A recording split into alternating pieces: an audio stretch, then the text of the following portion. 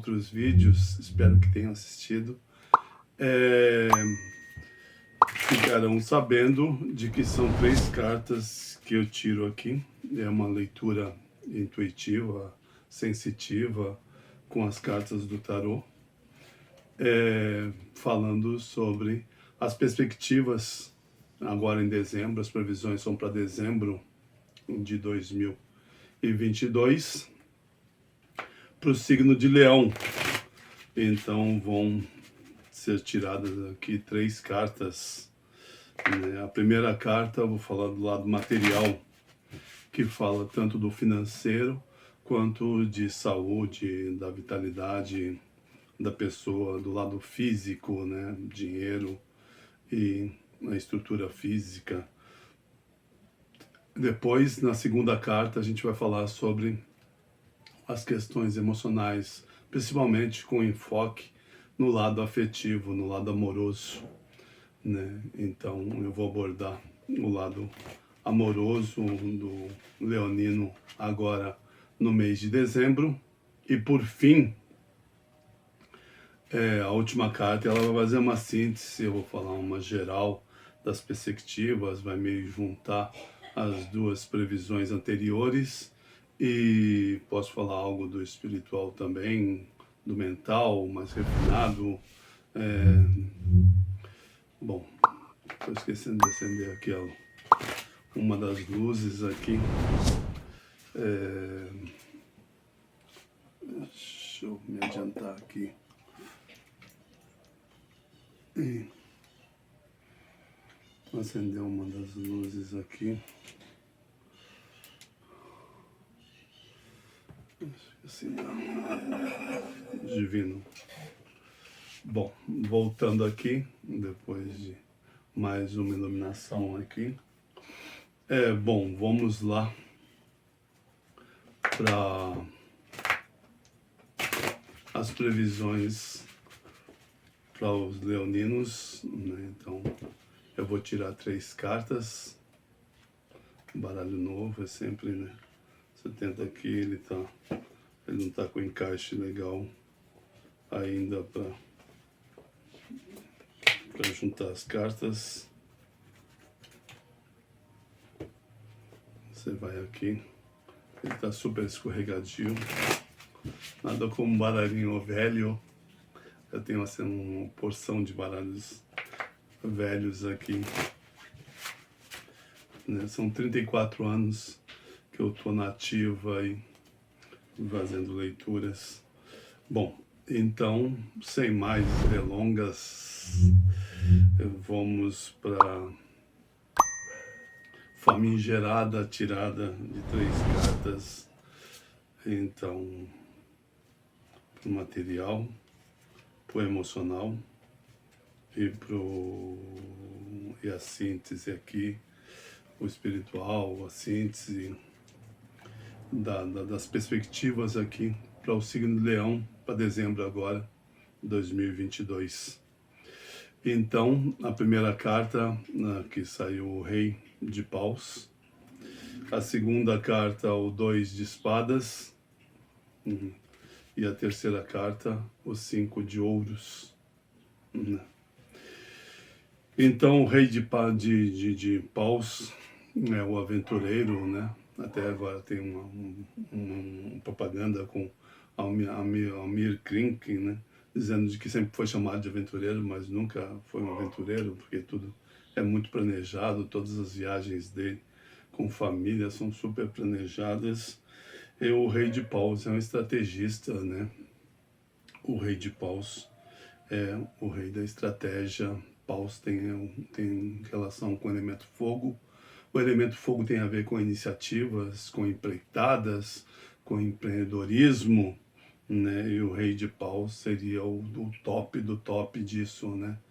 Porque se o 10 já é acúmulo, mas o 10 ele traz um certo cansaço, uma estafa, até uma desvitalidade, a pessoa tá meio ali, chega no 10 esgotada, o rei ele transborda em criatividade. Fogo tem a ver com criatividade, fogo tem a ver com iniciativa, com empreendedorismo, com coragem, com o sexto sentido.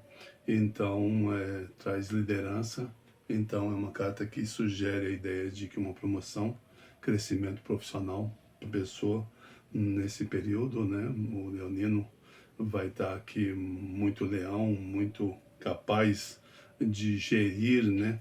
O rei de paus tem um aspecto parecido com o imperador, no sentido administrativo, no sentido de gerir, e gerir ainda com um poder criativo imenso, né? O rei de paus tem um poder criativo imenso, é intenso, né? Fogo tem a ver com intensidade, e o rei seria o cume dessa administração, dessa intensidade. Então, um período profissional onde a pessoa vai administrar muito bem a carreira dela, muito provavelmente deve vir, se trabalha com um vínculo empregatício, a pessoa vai ser promovida, crescer dentro do trabalho. E se tem seu negócio próprio, um período de mais criatividade, um período mais agressivo a nível de gestão do seu negócio próprio, um período mais aguçado, né? Aqui no Rei de Paus a gente tem a figura de Odisseio, Ulisses, né?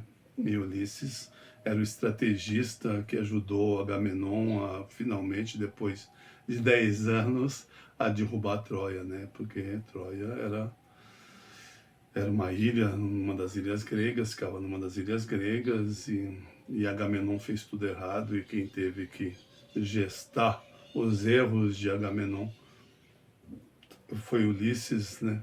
Que dizem que ele era filho de uma ninfa, com o rei dos ladrões, né? O Menegatti, um ladrão famoso, estrategista em São Paulo, que nunca agredia ninguém, que nunca... tem até um filme agora, né, feito com Alice Braga,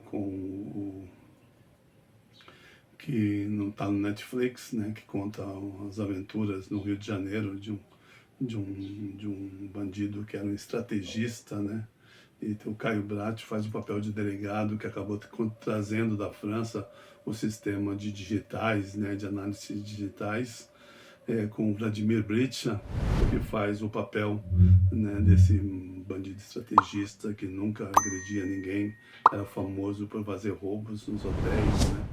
Os hotéis do Rio de Janeiro, famosíssimo por sempre ter um esqueminha estratégico, e em São Paulo teve um que era especialista em subir e escalava planos para assalto, um tal de, acho que era Menegatti, uma coisa assim. Ele ficou conhecido, popularmente conhecido. E o pai do Ulisses reza na lenda de que era um ladrão, assim, o rei dos ladrões, um ladrão de extrema. Para tudo ele tinha uma estratégia, um plano, e essa ninfa se apaixonou por ele. Eles tiveram um filho, Odisseio, Ulisses.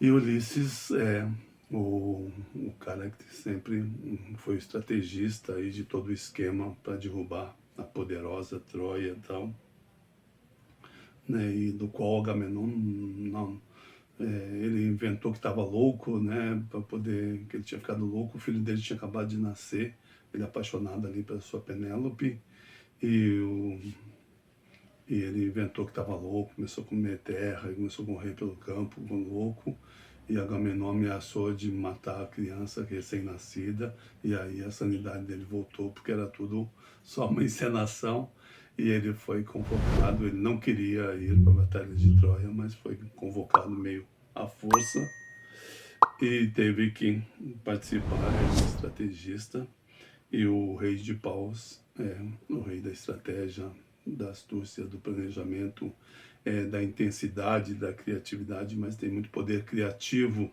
no naipe de paus. Então esse poder criativo vai ser o poder com o qual o leonino vai ter profissionalmente. Profissionalmente o leonino vai arrebentar a boca do balão com estratégias e planejamentos. Se trabalha por conta, vai ser fabuloso esse período, com estratégias no mês de dezembro, para aproveitar aí pós Black Friday, pós, né, ou pegando um pedaço do Black, né, Black Friday está terminando agora, mas pegando o resto da Copa do Mundo, o Natal, vai ter muita estratégia.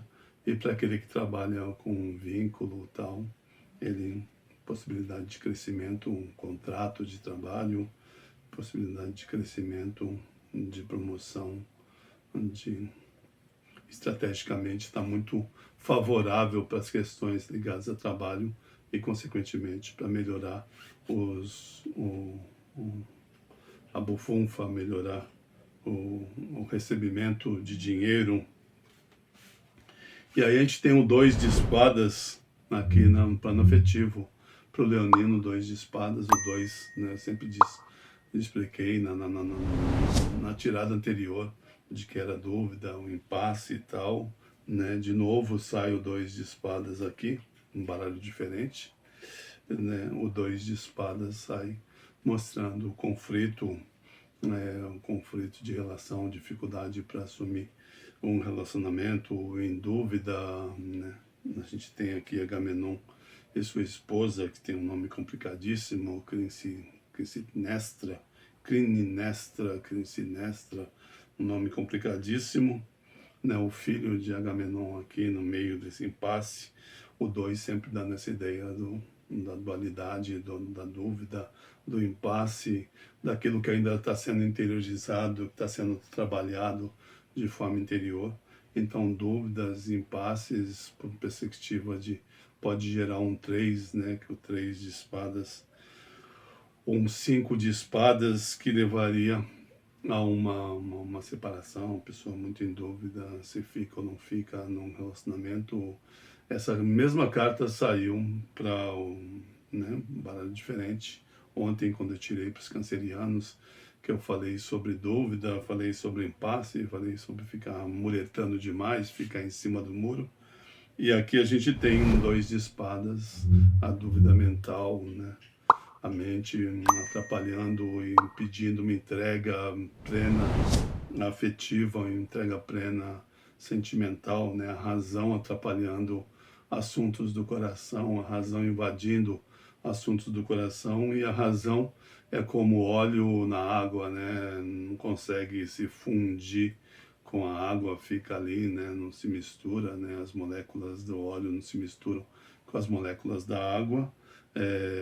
A razão não consegue, né, se fundir na emoção, muito pelo contrário, ela impede o livre fluxo da emoção, ela impede o livre, né, o fluxo contínuo de um relacionamento, porque entra a maldita da razão. Até contei a história do Osho e tal, né, de que quando você consegue definir o que você está sentindo por alguém, já vazou o copo, porque enquanto você está vivendo aquele amor intenso, você não tem tempo para racionalidade, não tem tempo para dar explicação, não tem tempo para definição. Quando você já começa a falar, te amo o tempo todo, é porque o copo já está meio derramando e você precisa reafirmar isso, né? Porque amor vive-se, não fica o tempo todo sendo declamado, né? Mesmo os poetas o declamam, mas de forma sutil e nunca de forma, né? A gente chama até de brega aquilo que é muito declarado, parece que é como um pastor que fica numa praça pública gritando lá versos da Bíblia, quando na realidade está pregando para ele mesmo, ele está tentando se convencer, né, daquilo que ele está falando. E ao excesso de racionalidade, dúvidas com questões de amor, impasse, se está sentindo um amor ou não. O pior aqui seria para os leoninos que vivem um casamento, que estão numa estrutura de relacionamento, porque estariam muito em dúvida e questionando se deve ou não ficar nessa relação. Então daqui pode nascer muito 5 de espadas, que é uma carta ligada à separação, né? 5 de copas, rompimento, separação, uma pessoa muito dividida, né? Bola dividida é complicado, né? Então a pessoa muito dividida sentimentalmente, então para os leoninos traz essa coisa da razão, está atrapalhando o livre fluxo dos sentimentos, a coisa da dúvida, pode nascer daí o questionamento se a pessoa está ou não no relacionamento sério, devido, ou que pelo menos deveria estar, se deveria ou não estar nesse relacionamento. E então a gente tem a dúvida, o impasse. Curioso, essa mesma carta, né, de um outro baralho, saiu marcando o lado afetivo dos cancerianos também. O canceriano estava em impasse no trabalho, na indecisão, estava muretando, e aqui é só no aspecto do amor, porque no lado do empreendimento, no lado do material, as coisas vão muito bem. Tem uma máxima, né, de que feliz no jogo e feliz no amor, feliz no dinheiro, nas empreitadas, nas investidas, e talvez em conflito e impasse bem agudo no que tange ao plano afetivo, ao sentimental. E aí, por fim, a gente tem o 5 de ouros, que é uma carta ligada a prejuízos, cuidado a nível de saúde, cuidado para não fraturar nada, né? Apesar do rei de paus trazer essa coisa, uma ênfase muito grande para investimentos, para empreendimentos, para poder criativo. O 5 de ouros tem muito a ver com fraturas, com quebras, então cuidado para não fraturar, não vir a quebrar ossos no decorrer do ano, né? Está muito positivo o rei de paus, então vou abordar mais o aspecto físico dos 5 de ouros, que tem a ver com fraturas, distensões musculares, esse tipo de coisa, né? Com distensões e fraturas, né? Para você, leonino, é um ano de colecionar fracassos e ver desestruturado. Acho que principalmente o lado afetivo, né? Então é possível um rompimento, separações, cortes de relacionamento, desestruturar aquilo que havia desestruturado. A gente vê aqui no tarô mitológico Dédalo, o pai de Ícaro, fugindo de Troia, né, pisou na bola, fez uma série de besteiras, né, cometeu um ato insano e perdeu tudo que tinha conquistado em Troia, perdeu até a sua reputação, não pôde mais ficar, teve que sair, fugido de Troia. Então, um aspecto que está com mais possibilidade de se desestruturar é o aspecto afetivo. Então, traz um período de bastante rompimentos amorosos, finais de relacionamentos, debandar de algo, ver algo que a gente tinha muito estruturado no sentido afetivo, porque profissional, financeiro tá com o rei de ouro, o rei de paus, promete investidas e sucesso nessas investidas, mesmo que a pessoa tenha algumas quedas, mas está mais para promoção e crescimento. Então eu vejo esse desestruturar aqui do 5 de ouros no sentido afetivo, né? Eu expliquei que o 5 é negativo em todos os naipes, né? O 5 de ouros tem a ver com prejuízo, distensão muscular, quebra de ossos, perder dinheiro, né? São perdas materiais. O 5 de copas é o final de um relacionamento, uma decepção, um rompimento no relacionamento. O 5 de espadas tem a ver com uma ideia que leva a gente à ruína. Tem umas ideias infelizes que a gente acaba quebrando a cara, né? O 5 tem a ver com prejuízos e perdas em todos os naipes, né? Em ouros, com estrutura física, quebrar ossos, distensões musculares e até, de certa forma, prejuízos e falência, quebrar com dinheiro, né? Ouros. Mas é uma ruptura, uma quebra na vida material, porque o ouro significa a vida material.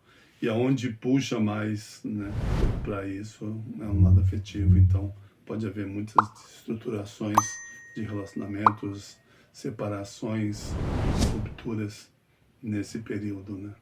é um ano de... Talvez essas rupturas favoreçam a essa coisa, esse espírito, esse ímpeto mais arrojado, né? Esse ímpeto do rei de paus, né? Esse ímpeto, fogo de criatividade, de intensidade, ele se faça ainda mais intenso, justamente porque vão acontecer rupturas, né? E aí vai dar espaço para a gente ter que agir de forma mais arrojada para recuperar, para reestabelecer, para reestruturar coisas na vida da gente, né? No leonino aqui no caso, né? Então, talvez a desestruturação que crie esse ímpeto e faça a pessoa, né, precisa desestruturar alguma coisa para a gente começar a estruturar situações novas. Então, é um período de desestruturação e estruturação e novas estruturas, né? Seria mais ou menos a tônica disso, né? Vai haver desestruturações para abrir espaço para um ímpeto mais arrojado, administrativo, mais intenso, né? Ser mais criativo, né?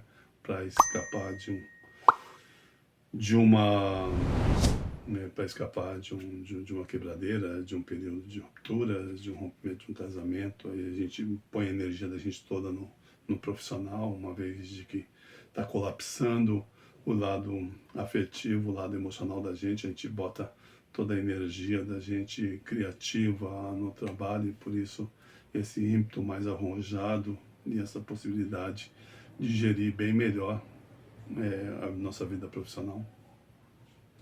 Bom, mas é isso, né? Ficamos aqui. Um namastê para todos.